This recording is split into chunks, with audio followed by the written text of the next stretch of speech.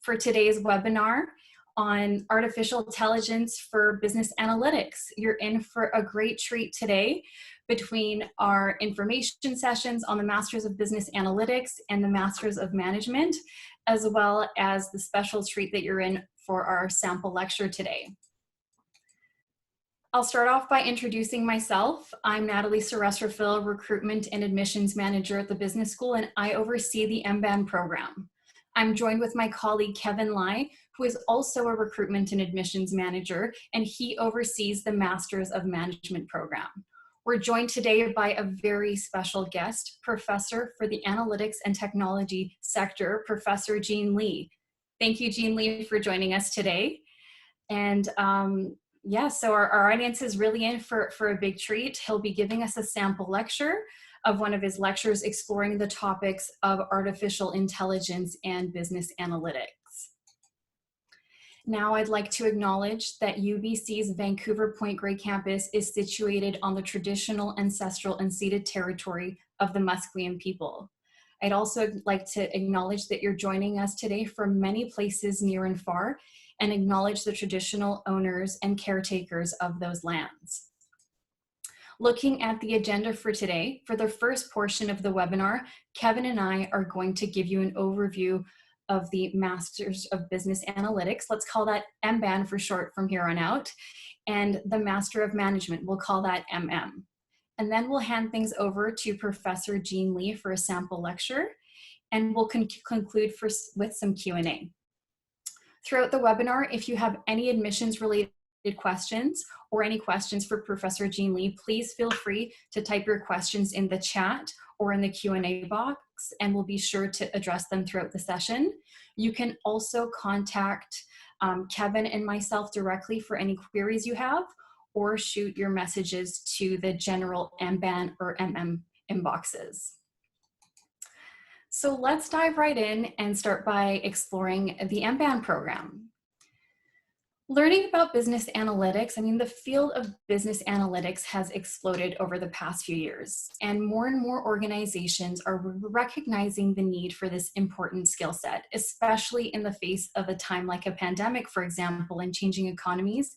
The importance of business analytics continues to grow across industries, organizational departments, and of course, locally, internationally, all over the place. Because really it's a skill that makes individuals and companies more adaptive in the face of changing times. Given this, it's no surprise that the popularity of the MBAN continues to grow. Currently, UBC Sauder's MBAN program is ranked at the best in Western Canada, and it's the #2 most popular postgraduate specialty master's program globally. This is really a one-of-a-kind program for anyone who wants to work with cutting-edge companies to interpret data and use data to make effective business decisions and become an effective storyteller using data to help organizations make sound, data-driven decisions. In just 12 months, you can earn a master's degree from a top-tier, internationally recognized university. The program is offered right here in the heart of Vancouver, British Columbia, where the three of us are hosting from. And Vancouver, besides being one of the most livable cities in the world, it's also currently known as the country's fastest growing economy. We're emerging in a variety of different industries. So whether it's tech, entrepreneurship, natural resources, healthcare, manufacturing, the works, we're pretty set here in Vancouver, and we're also home to a variety of consulting firms and Fortune 500 companies, as well as startups. So why the MBAN and why at UBC in particular? When students ask me this question, there's a few key themes that come to mind. Well, first, there's the engaging courses and curriculum, the case studies that you work on, the analytics consulting internship, the experiential learning. All of these areas really contribute to the power of the program, and I'm going to dive into these sections in just a little bit. This is the program journey at a glance. You'll see here that there's a mix of technical courses as well as business courses. Really, the program is the perfect intersection between those two areas. So whether you're learning about data-driven marketing, forecasting and prediction, advanced predictive analytics, and the works. Essentially, you're learning how to become an effective translator who can speak the languages of business, technology, and data, giving you some strong technical, communication, and storytelling skills so that you can work with diverse teams and on diverse projects. Career development, as you can see here, the blue line that runs through the entire year, this runs throughout the entire year, which means that you are consistently receiving career readiness training where you're getting set up and ready for the job market. So whether that looks like building your own personal brand or getting better at interviewing and communicating with different stakeholders and getting interview ready, the entire curriculum is designed to help launch you into your career. A big part of the program is the experiential learning, which comes through the various case studies that you engage in, as well as the consulting internship, hackathons. You get to work with real life data throughout the whole program. There's actually an internship that runs during the summer months. So for 4 months, you're working in a paid analytics internship. And this is your opportunity to apply everything you've learned in the program in a real life business context.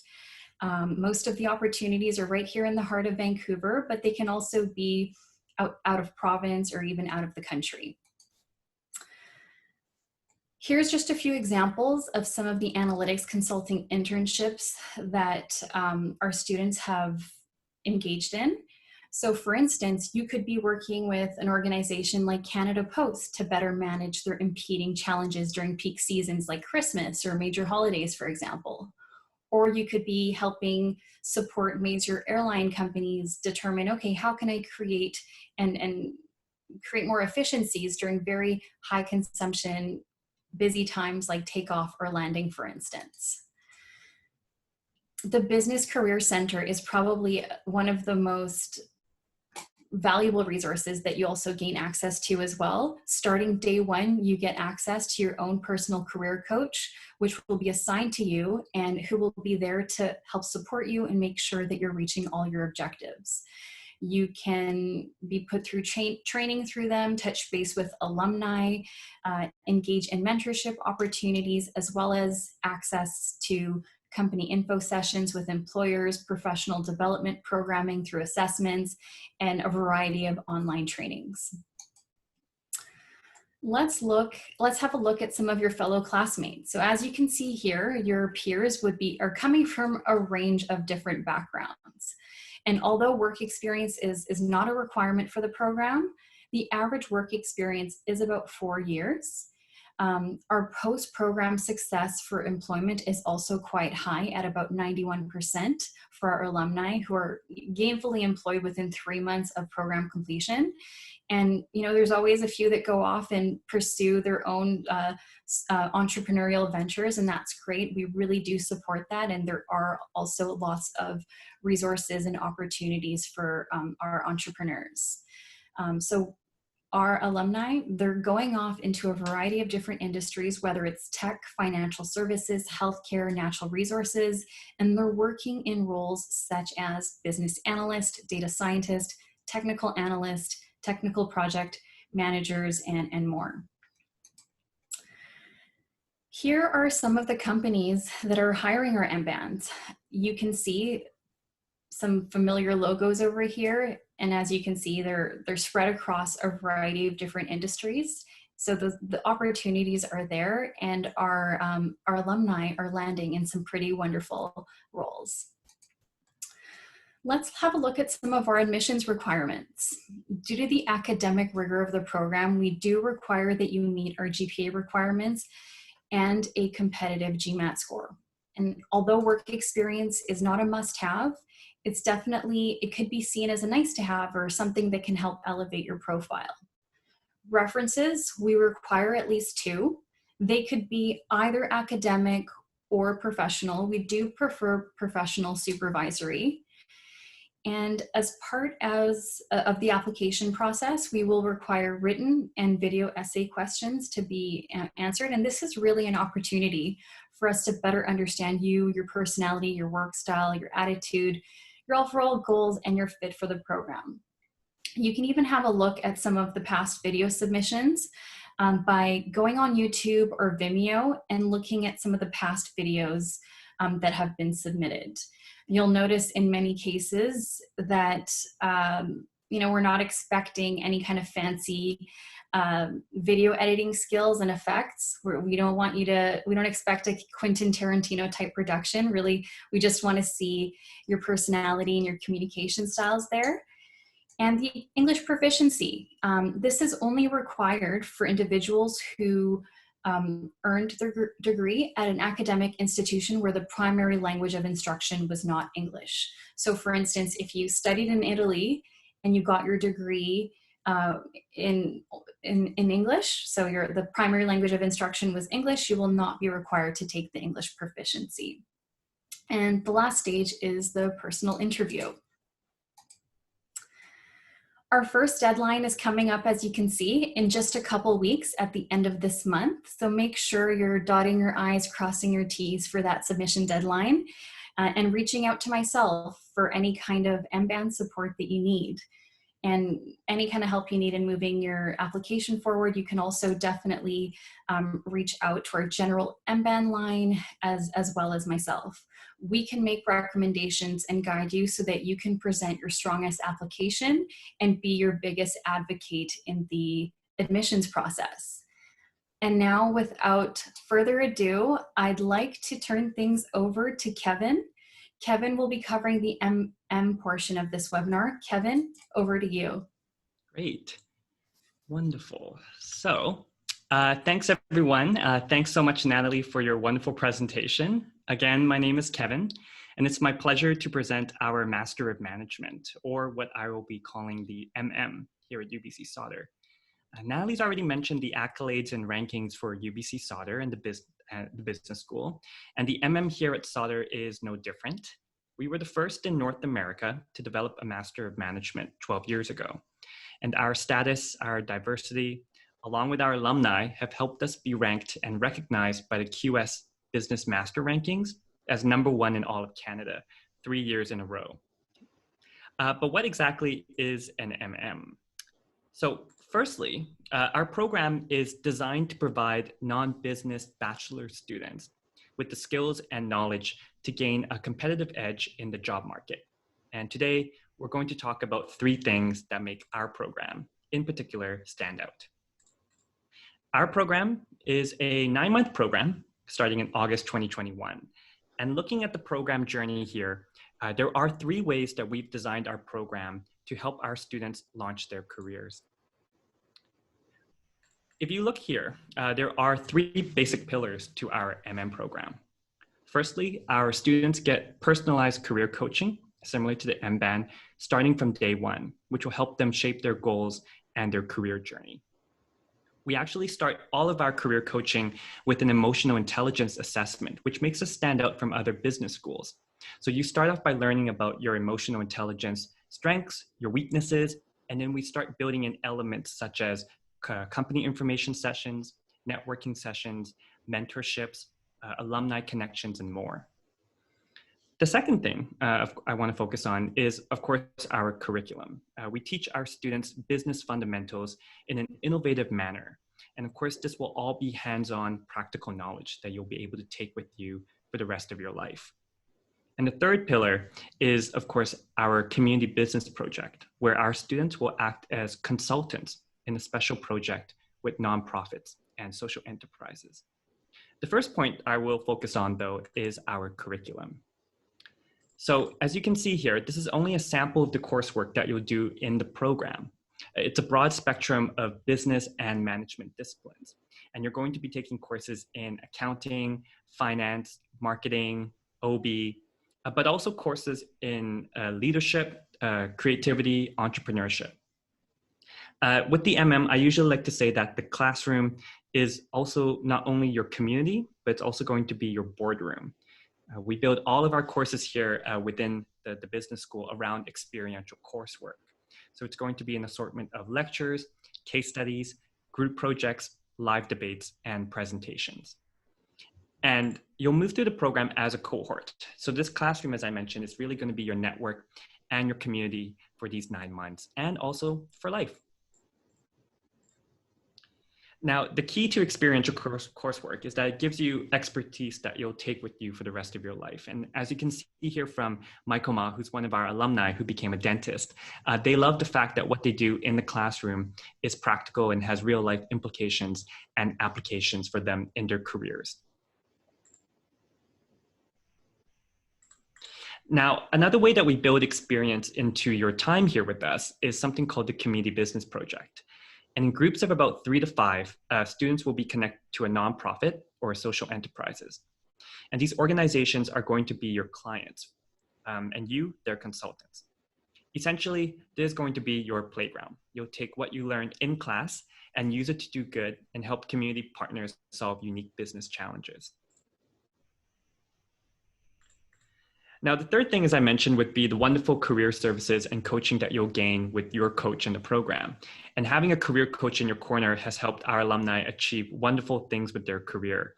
As you can see from the screen, alumni have gone on to start their own businesses, pivoted into new industries, gone to a more graduate program like med school, and more importantly, fulfilled their dreams.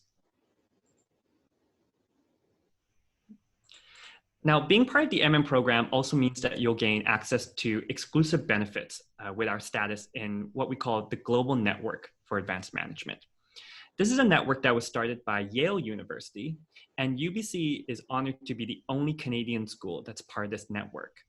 As a graduate student here at Sauder, you'll have the chance to apply to an exclusive Yale dual degree, open only to alumni from an MM program in a network. Or if you'd like, you can attend a network week, which are 1-week courses hosted at a partner university like IE Business School, UCD, or Yale. Okay? And these network weeks in particular are all tuition free. Another way that we build global opportunities into the program is that once the program is done, you can continue with exchange and travel abroad options. Now, the UBC MM Study Abroad program will take place during the summer months, and they do vary in length from 1 to 7 weeks. So you'll get an opportunity to study new subjects and network with future international business leaders from around the world. Now, we take into the program a maximum of 60 students, which is very similar sized to the MBAN. The biggest classroom that you'll ever be in will be about 50 to 60 students. And we have ensured that our class is not only internationally diverse, as you can see from the audience members we have here today, but they're also going to be diverse in terms of experience, expertise, and knowledge. I'm also proud that QS has awarded the MM program with a maximum score of 100% for our female student score, which recognizes that our student body within our graduate school programs has a greater female population than a global mean of 49%. Now, of course, this discussion would be remiss without a talk about the admission requirements. So with this particular program, the Master of Management, it is designed for candidates with a non-business bachelor's degree. One of the things that we will look at is, of course, your GPA from your undergrad institution. We will also require for candidates the GMAT or the GRE. Competitively, we're looking at around 650 for the GMAT. Competitively for the GRE, we are looking around 320. So it's up to the student to decide which examination they would like to take. We don't require work experience. In fact, with our program, we only take candidates with less than 2 years of full-time work experience after your bachelor's degree. We do require a minimum of 2 references. We'll look at written and video essays. And for those of you from an institution where the language of instruction was not English, we will require an English proficiency test. And if you're deemed competitive, we'll move you over to our personal interview. Now I'm gonna go back hopefully. Let me see if I can move back. There we go. Now, with our particular program, we do have a first deadline of November 3rd. Now, individuals who are international students, if you apply before our first deadline and get your GMAT or your GRE in by February 1st, you'll be in contention for our regional scholarships. So it's important to note that you don't have to have your GMAT or your GRE yet at the time of submission for your application. The second application deadline is January 5th, 2021. But again, we do rolling admission, so the earlier you submit, the better chance you have of getting into the program and also of getting a scholarship. Okay. Now, as Natalie mentioned, you can email the line at mm@sauder.ubc.ca, or you can also email me personally for any questions to do with your application or admissions. And as Natalie mentioned, the admission staff here is here to help you with your application as you move along. So any questions that you have about the programs, any questions you have about your application, do let us know. We're always happy to kind of do a chat and do a bit of a discussion with you too. Now, happy to move on to the next stage of our lecture today. I'm here to introduce Professor Gene Lee. So Gene Lee, besides his many accolades that you can see up here on the screen, is an assistant professor here at UBC Sauder. Gene has a PhD in computer science from UT Austin, and he's been published in multiple top-tier journals such as MIS Quarterly, the Journal of Business Ethics, and the Journal of Cybersecurity. Between balancing research and teaching, Gene's also a member of the UBC Artificial Intelligence Research Center and has 11 patents in mobile tech. And on a personal note, I've had the chance to learn from Gene this past summer and had a great time learning about analytics and Python. So really excited to welcome Gene today. I'm going to pass this over to Natalie, who will stop sharing, and then we'll get started with the lecture. So if you can, everyone, please give me a virtual round of applause for Gene. Okay, so can you see my screen? Okay. All right, great. All right, so thank you everyone for coming to the sample lecture today. I'm very excited to chat with you today. I've answered some of your questions. I think you're very eager to learn more about our MM and MBAN program. I'll be very happy to we'll be very happy to assist you on that. So for the next 20 or so minutes, I will be talking about AI, artificial intelligence for business analytics. So this is a taste of a lecture that you'll get once you get into. I'm teaching for both MM and MBAN, so you'll be in either way. You will see me once you get in. And thank you, Kevin, for the great introduction. Okay, so this is an agenda for today's short lecture. So I'm going to start with a story. And then I will talk about what is business analytics and why do we need AI for this analytics. And I'll be talking about some sample projects.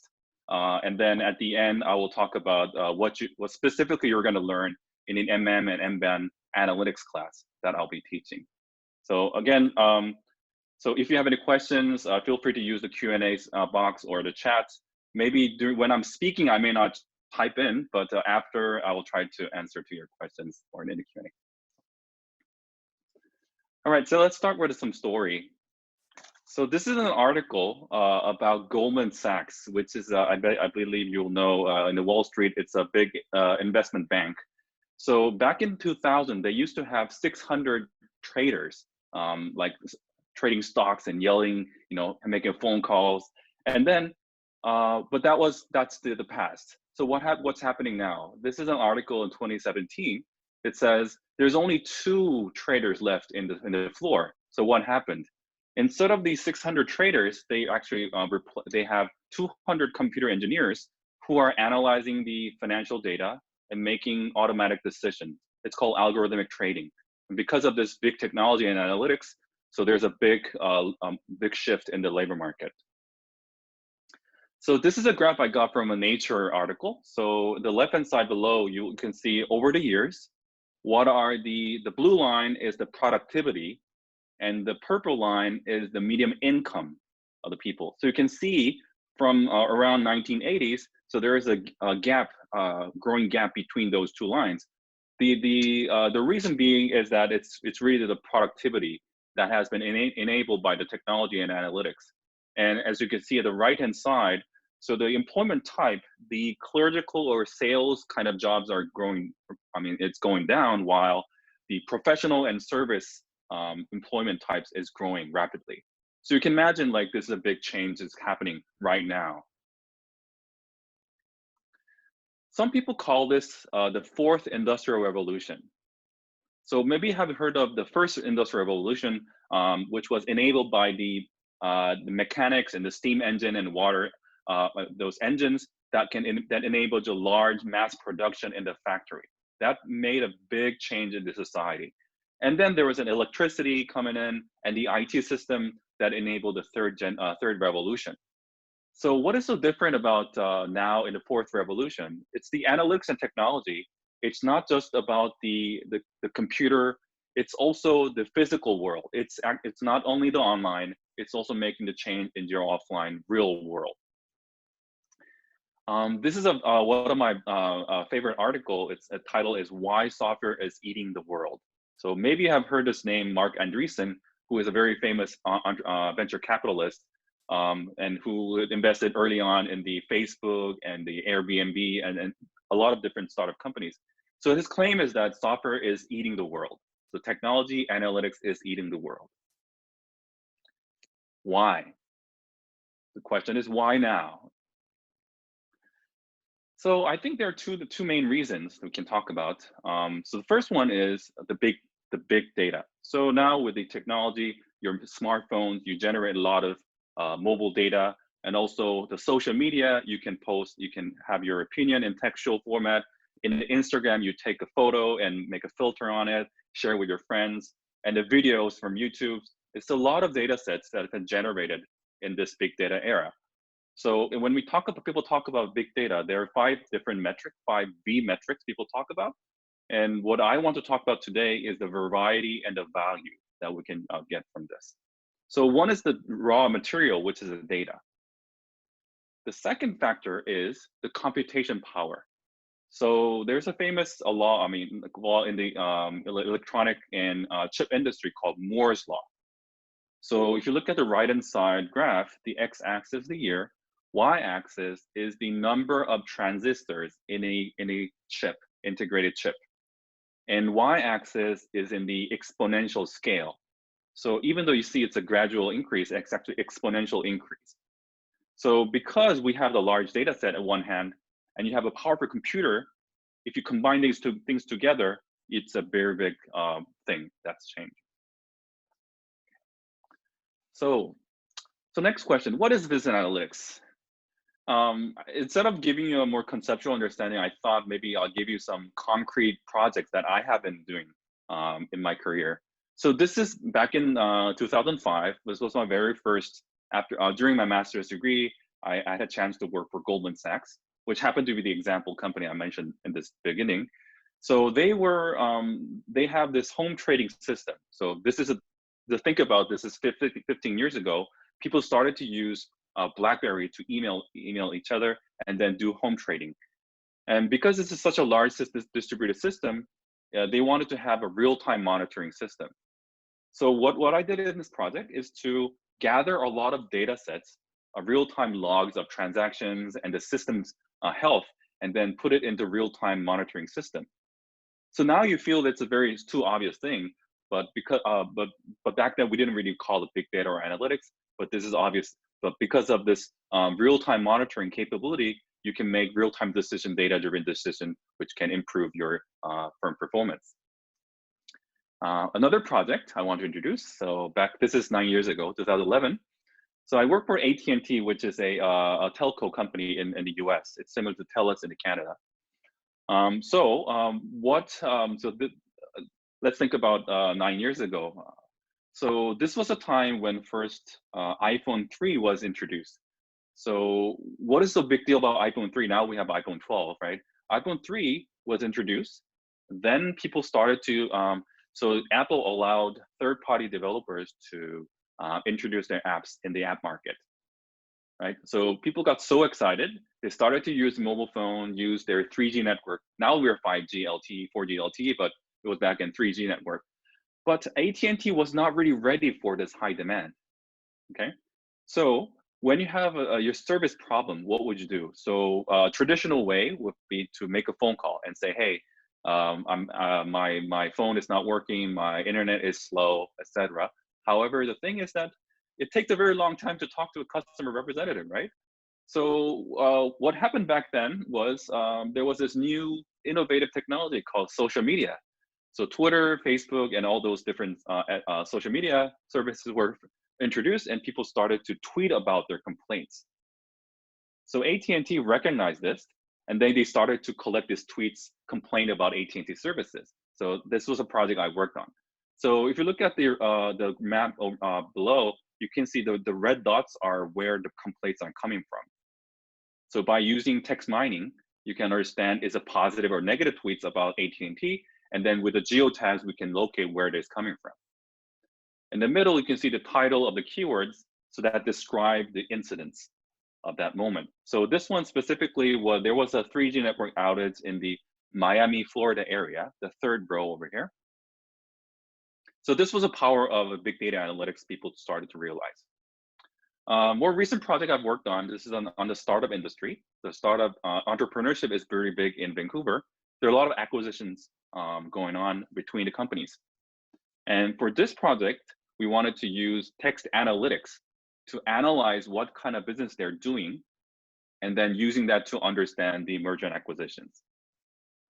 Okay, so that I just gave you some sample business analytics projects.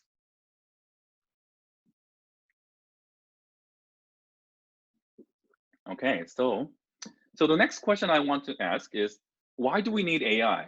Today's title is AI for Business Analytics.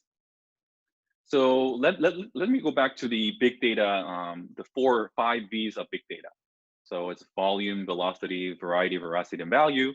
So if you think about the kind of data sets we generate on a daily basis, these are what's called unstructured data, such as textual data, photos, the sounds, and the videos. So these are non-traditional data sets. And in order to analyze it, the traditional method doesn't work. So look at the bottom graph here. Over the years, we can see that this is an ad spending on different formats. Search ad is still number 1.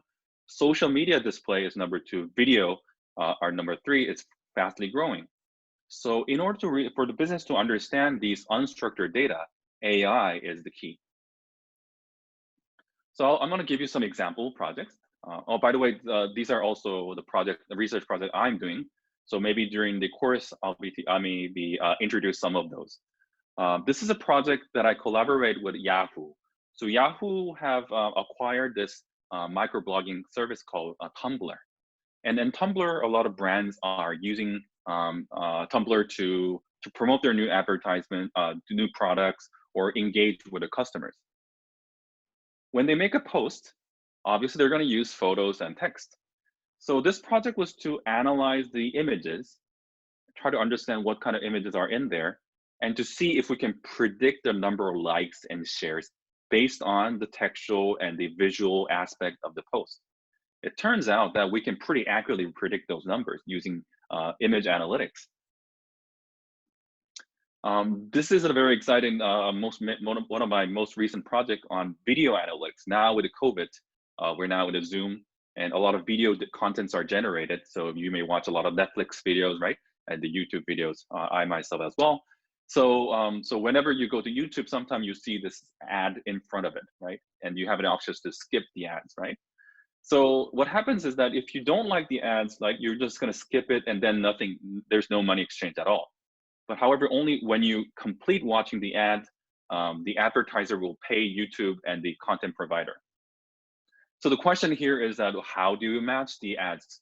What kind of people you're going to target in? What kind of content video you're going to put your ads in front of, right? So the question here is that how can we quantify the video? So it's another kind of unstructured data. So we use what's called deep learning, which is an advanced machine learning algorithm to understand what are the images inside, what are the sounds from the videos. By using that, actually, we can with 80% accuracy, you can predict if this person will skip or not. So this is kind of video analytics project that is enabled by AI.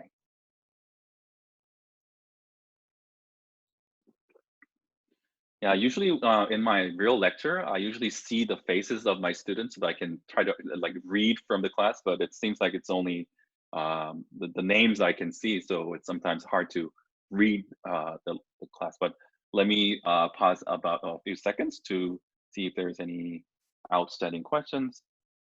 It seems like we're okay. Okay. So let me go to the next topic. What is AI? So before AI is artificial intelligence. Oh, thank you, Solomon. Going well. Yeah, I appreciate it. Okay, so what is AI? Before that, I like to ask another question. What is intelligence? Whenever you see a person or a software, when would you say he, or it is intelligent? Okay, this is a question the computer scientists had for many years. So what makes a thing intelligent? So first, they were computer scientists are basically mathematicians by their nature. So they thought maybe if you can prove mathematical theorem, then you're smart. Or they also like chess games. So if you can play chess, then the computer should be very smart, intelligent. Or recently there was an IBM Watson competed with the Jeopardy champions. So if you can play Jeopardy games, understand the questions, and like dig into the large database and answer them, then you're smart.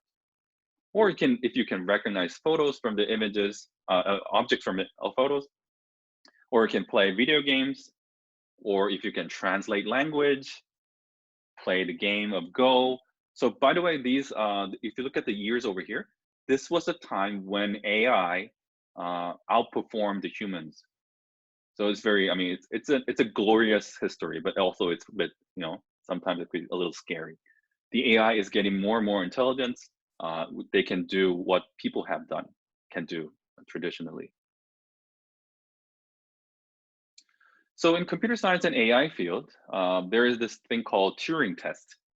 So whenever you see a machine, we want to see if this is intelligent or not. So what they do is, there's person C here, who is a judge.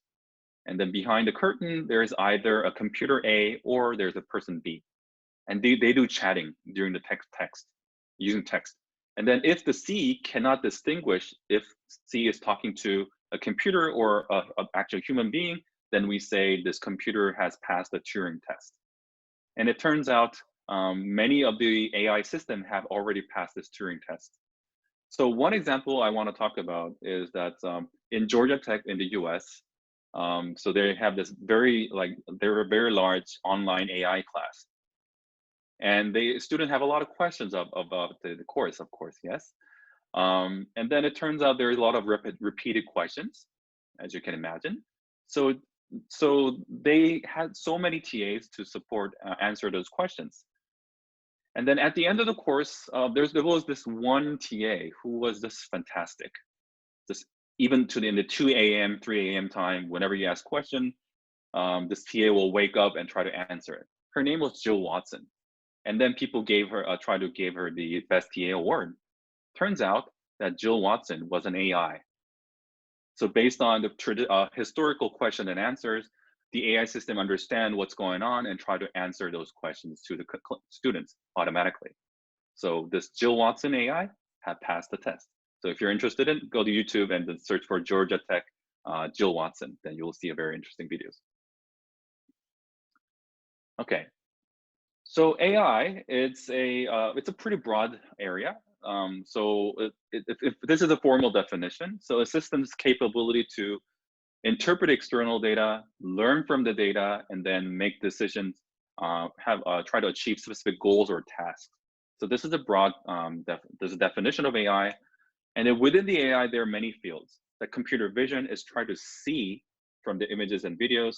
Speech recognition, you use it from the Alexa or Google Voice and try to understand the speech. Also, it can do natural language processing, text mining. So if you have a very enormous amount of documents, and then you can try to use NLP to understand what's going on inside, and et cetera, et cetera. So there are many. So I'm going to give you some examples. So this is an AI that recognizes faces. You can use, there's a very good, what's called API. So using Python programming, you can use this AI system to recognize the faces. So you can see the age, the gender, if they're wearing glasses, and many different things. This is a project that I have done. So the company should file annual reports to the investors and the stakeholders. So by analyzing these texts, we can see what kind of business trend topics are trending. So you can see this one on the left hand side. The popular topic here is software technology and data. And then, by the way, these keywords are automatically extracted from the algorithm using AI technique. AI can also understand the competitive landscape. So this graph visualization here, it's showing you so each dot here is a company. And then if the companies are clustered together, that means they're competing each other. So again, using the business description document of the companies and running AI algorithm, you can quantify where they're located in the landscape. Also, you can uncover the business relationship. So sometimes this company, when they report, they talk about other firms, such as, like in this case, Microsoft. They say they're competing with Apple and Oracle, Red Hat, etc. So using this textual data and analyzing, this one we use something called named identity recognition algorithm. You can understand what are the relationships from the document. So probably you have seen this movie. So if you have Netflix or others, you can try to search for Alphago movie. So Google Brain have created this AI system called Alphago, which was to play the Go game.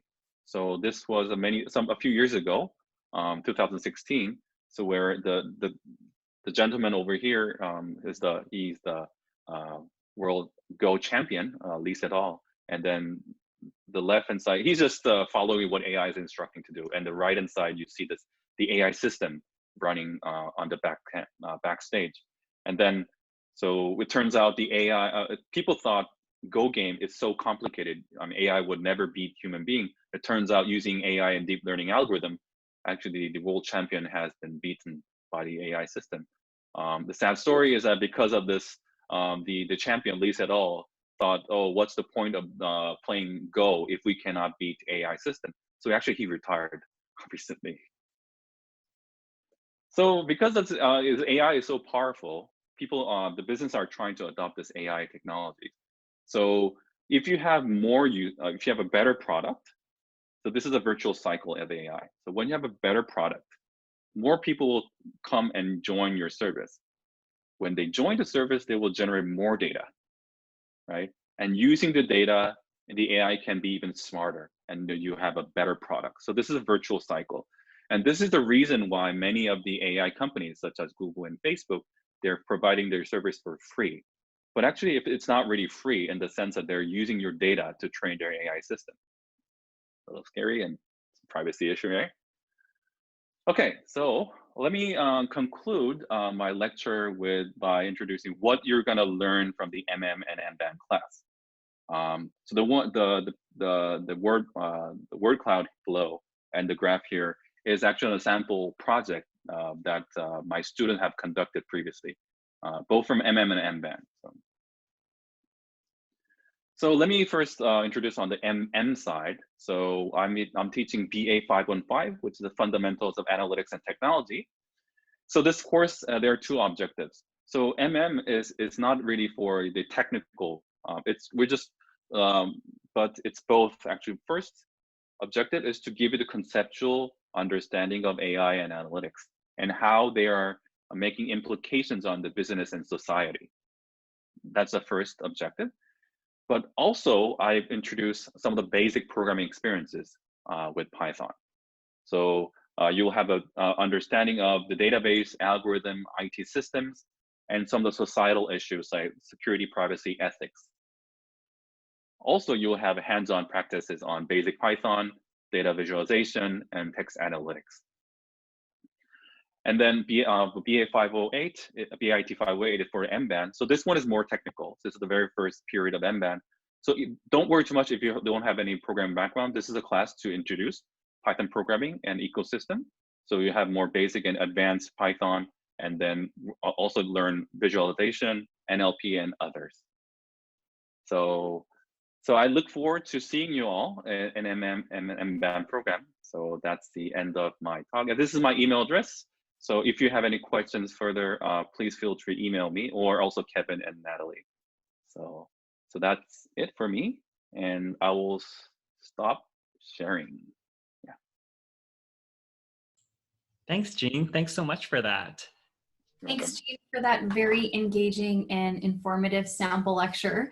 I think you've left everyone a little bit more curious with that teaser and looking forward to see what's ahead. So thank you so much for that. I'm seeing some really great questions come through in the chat and in the panel. Kevin and I, we're happy to moderate that for you and asking you those questions. Our audience has some wonderful questions that they've posed. So first question I'm seeing here is with regards to the work that you've conducted with Goldman Sachs, what would you say was the greatest value creation that you posed for them in the project that you conducted? Great question. So the value proposition. So this was this is 15 years ago, just FYI, and this was the time when people were collecting data manually. So it takes a very long time to aggregate all those data and then make reactions on top of it. So the automation, it is the speed. The value is the speed. You can react to the issues in real time. So I think that was the biggest value the project created. Wonderful. Thank you so much for that, Jean. And the next question I'm seeing here is, can machine learning be used to create vocal biomakers? That's an interesting question. I'm not, let's see. Vocal biomarker, can an AI be used to create COVID-19 voice recognition? Oh, I see. Yeah, yes. So for machine learning, if you have a training data set, we can do that. I know that many of the AI researchers are actually using these techniques for the COVID-19 detection. But I think that using the voice, it's I think a very creative idea. That could be your entrepreneurial idea, maybe. Yep, it's doable, yes. Thank you, Jean. And could you kindly elaborate on blockchain and if I'll have the opportunity to study this while in the course? So that's a great question. Blockchain is one of the innovative technology these days. It will enable decentralization of the financial industry. So in that, yeah, it is covered in an other course, but not my course specifically. I'm more focusing on the analytics side. But we do have in the Sauder School, we have many researchers working on blockchain technologies. So I think that once you join, you have a chance to know more about blockchain. There is a blockchain and AI consortium. Actually, it's a big research body, and then they even have a summer workshop. So I believe as a graduate student here in Sauder, you should be able to register in those blockchain workshops as well. Thanks very much, Jean. Mm-hmm. And I think we have a kind of a question here that's kind of unrelated to your lecture, but it's okay. We're happy to get to that. I think that's a question for Kevin and myself, so I'm happy to take that. In your opinion, what makes a personal statement stand out? So when we're looking at the applications, when we're looking at the essay questions, whether it's the written essay questions or the video essay questions, the purpose of this section in the application is for us to get a better feel for you, for who you are. So what are your motivations? Why do you think the MBAN or the MM will help propel you in reaching your goals?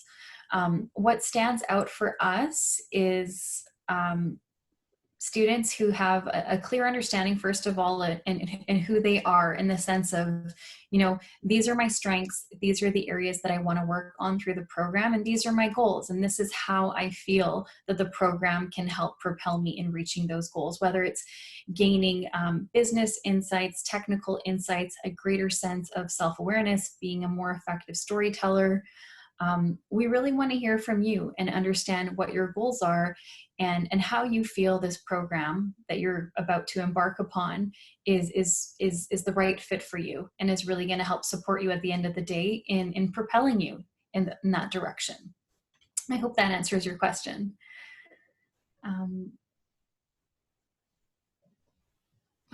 Okay, some great questions rolling in here. So Jean, a question for you that I'm seeing here is, I think it's a question asking if students are going to be looking to succeed and fail with regards to digital strategy and innovation. Do you have particular examples? Like they gave here an example of Nokia, which used digital strategy and innovation to succeed. Do you have any insights on how that's addressed in the courses and in the curriculum? Yeah, this is a great question. For my specific course, I do talk about like the success factor of the AI, adoption of AI. So this is for the MM, by the way. So I am teaching both MN and MBAN. MBAN course is more technical side. I mean, really 100%, I'm not 100%, but most of it is programming. Where the MM class, I do talk about the strategy, IT strategy, digital strategy. So I think that's the quick answer for that. And I believe there are other courses that will talk about digital strategy, and it's a big thing after the COVID. So I believe many of the courses will touch upon those things. Thank you, Jean. And another question we have here is about business analysis programming. Are there insights on that you can offer in terms of the curriculum and the areas covered? I think the business analyst program, this is my course, the BIT 508. This is so if you want to learn more about this, actually, let's see. So maybe if I can give you a very brief intro more on this course. So we start from the ABC of Python. So you start from the syntax, the very basics for the few 1 or 2 weeks. And then after that, we get into more of the ecosystem of Python for data science. So you will do data visualization, data manipulation, data collection. Also, you can use text mining to understand the textual data. So a sample project I have done, I have asked the students to do is use Twitter API to collect. So you will decide the topic that you're interested in. And then you use Twitter API to collect a lot of tweets, like thousands of tweets. And then you try to understand what are the complaints, is it positive, negative, who are the influencers, etc. And so these are more hands-on projects that it's in my course. So I think that may give you some hints on what's going on in the course.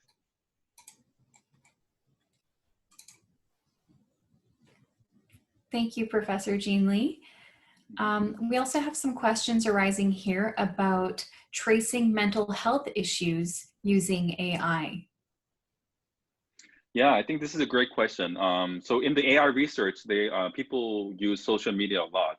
So there are many of these social, like mental health detection algorithm where they will monitor a certain interaction to see if there's any sign of an issue, like say, and then they try to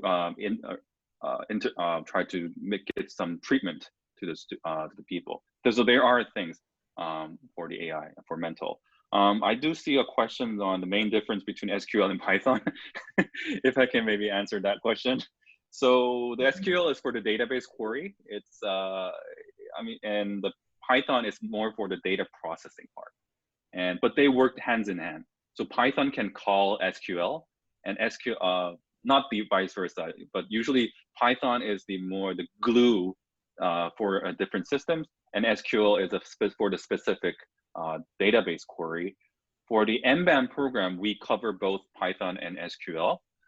We also cover R programming. So those are the 3 techs that you will learn in MBAN program. Thank you, Professor. I have a question that often comes up for our students who are, in terms of like technical know-how and knowledge, they're wanting to stand out as a successful candidate, having the right technical skills, the right technical background for applying for whether it's the MM or the MBAN, is there any kind of courses, online courses students can take to kind of give them a, I want to say, upper hand during the course, Yep. just to make sure that they're kind of at the level that will help support their success in the different classes? Yes, that's a great question. So actually for the MBAN, and even for the MBA, we have some pre-reading materials that we provided to students before they join. So if you feel that you are lacking your technical skill set, you can take those courses. So giving you a very concrete example, I mean, there are many online learning platforms like Coursera is edX is another good one. I recommend Data Camp for analytics specifically. So I leverage Data Camp a lot in my courses as well. And so that will give you from pretty basic up to the very advanced level. Yeah, and also there's a Google AI course that people can take for free. Wonderful. I think our audience likes the sound of that.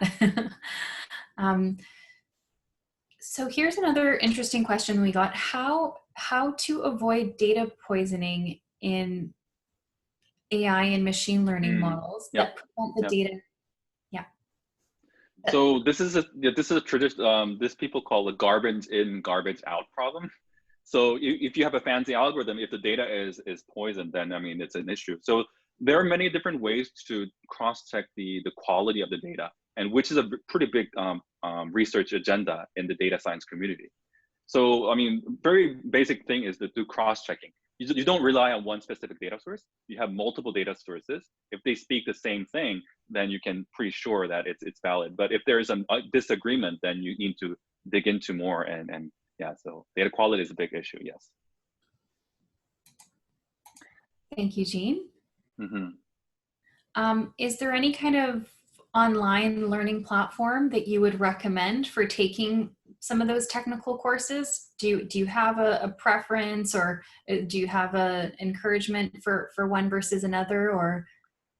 As I mentioned previously, Data Camp is actually a data science learning platform. And so the good thing is that it gives you a very small examples, and you can practice on the web and also on the mobile app. And then it gives you the real-time feedback. So and I use Data Camp in my course as well. And it's a one course, it's like hundreds of courses, but yeah. So Data Camp is good. I saw Udemy. Udemy is a pretty good platform as well. I mean, all the platforms are good. It's just a matter of you pick the one that fits your need. Either it's a very basic level, or if you have some basic already, you can go to an intermediate level. Yeah. Wonderful. Thank you so much, Professor Jean Lee, for your time today and for providing such an engaging, informative lecture. I think you've left us and our audience with some great food for thought in the world of business analytics. So thank you so much for your time. We have one more question before we wrap up the webinar. So I know it was a little premature with the wrap up there, but one last question before we all log off was about the internship opportunities and the ability to work in the energy and utility. I'm happy to address that, but unless you do, Jean? So many of us, we have a relationship with Canada Energy Regulator, for example. And we place many students there. And so that's an energy utility firm. So we also work with many Calgary, Alberta firms. So there should be a lot of opportunities. Maybe that's my quick answer. Yeah. Thanks, Jean. And yes, with regards to our internship opportunities, we're really grateful in how we're positioned in Vancouver because of the various partnerships we have with different industries. So whether it's natural resources, energy, construction, technology, financial services, we're grateful to have that sampling of different industries to work with and to internship, and of course to secure full-time employment with in the future. So thanks again for your time today. Thank you, Kevin. Thank you, Jean, and thank you all for logging in from near and far for our webinar. We look forward to seeing you at the next best time. Thank you so much.